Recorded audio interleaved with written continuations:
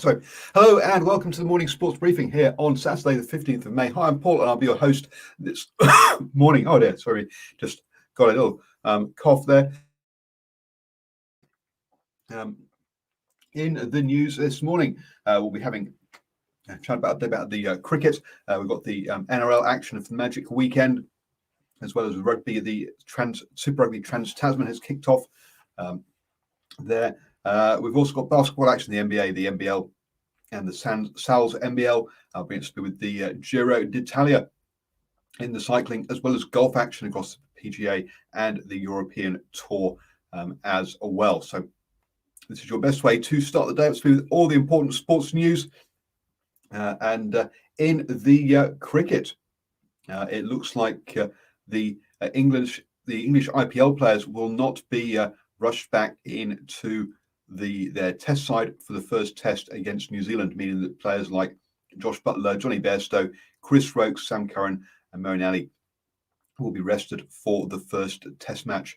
It looks like it's going to be a busy period for the England teams, and that means that Chris Silverwood has stepped back from running the one-day side, letting Graham Thorpe and Paul Collingwood take charge of that, as England have 7 tests and 12 white ball internationals between June and mid-September. So they're looking at managing their resources in a busy time there. Obviously, that'll make an easier game for the Black Caps, but is that really what they want ahead of the World Test Championships? World Test Championship against India. Moving on then to the NRL, and as we said, it was Magic Weekend last week, Magic Weekend this weekend, with 2 games yesterday. The West Tigers took on the Knights and beat them 36-18, and that was followed by a blowout as the Sea Eagles thrashed the Broncos 50-6. 3 games back-to-back today, with the Bulldogs taking on the Raiders at 6 o'clock, the Sharks against the Rabbitohs at 8:30, and then the Roosters versus the Cowboys at 10:45 this evening. So a big win there for the Sea Eagles, keeping which is as puts them in. They are in mid-table at the moment, but yeah, trying to keep themselves in that the top 8, which is oh so important over there in the NRL. Moving on to the cycling, and it was a sprint stage yesterday, or overnight, sorry, with Caleb Ewan picking up his second stage victory of the Tour, ahead of Simoli from Israel Startup Nation, and then Tim Merlier from Alpecin Phoenix. Caleb Ewan rides for Lotto Soudal. No changes in the top of the overall classification, with Attila Volta from Groupama FDJ holding on to the pink jersey there in that one. Not expected to take it all the way. The 2 main contenders of Evenepoel and Egan Bernal sit in 2nd and 3rd, overall 11 and 16 seconds back. Yesterday there was also an incident where a rider was coming back from on the climb, and one of the drivers of one of the team cars was not paying attention and ran into the back of the cyclist. So a horrific incident there in that one. And the driver of that car has been kicked off the race for that one. So thankfully, the car slammed on the brakes just before they ran over the rider, but they didn't knock him off his bike. Let's moving on then to the basketball, and over in the NBA, we had 9 games yesterday. Some of the key results to pick out there: the Knicks beating the Spurs 102-98. We also saw the Nuggets beat the Timberwolves 114-103, as well, and the Suns beating the Trailblazers in a tight one, 118-117 in that one. Big wins also for the Clippers and Bucks. But the 76ers were downed by the Heat, 106-94. What that means is in the playoff positions over on the Eastern Conference, we've got the 76ers, Nets, Bucks, Hawks, Heat, and Knicks. The Celtics, Hornets, and Pacers in the play-in positions. Currently, over on the Western side, the Jazz, Suns, Clippers, and Nuggets have got playoff positions, with the Mavericks, Trailblazers, and Lakers chasing trying to secure their places. The Warriors, Grizzlies, and Spurs currently have already clinched play-in positions there in that one. Moving on then to the NBL over in Australia, keeping it with basketball. And yesterday, the Southeast Melbourne Phoenix beat the Taipans. Taipans bottom of the table, so unsurprising there, with 106-77. So big win there for the Southeast Melbourne Phoenix. Today, there are two games. The Bullets will take on the Wildcats, and the Hawks will take on the Breakers. Hawks versus Breakers at 10 p.m. This evening. Hawks up in fourth, Breakers down in eighth. So tough task for the Breakers as they search their 10th win of the season. Over in the Sal's NBL, and the Canterbury Rams continue to state their case as being one of the contenders for this season, beating the Auckland Huskies 88-78.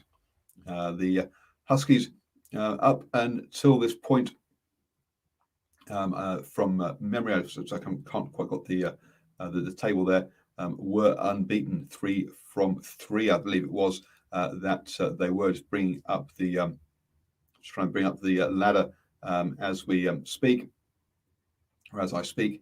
Yeah, that's the first defeat for the Auckland Huskies of the season, which sees the Rams sat in 6th place with 2 wins and 2 losses there in that one.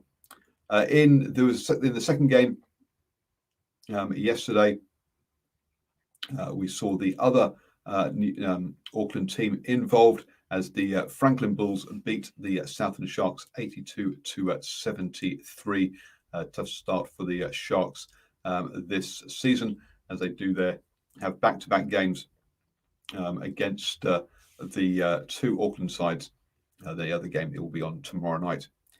Tonight, we see the Manawatu Jets take on the Otago Nuggets at 7:30, and the Wellington Saints taking on the Nelson Giants, also at 7:30 as well.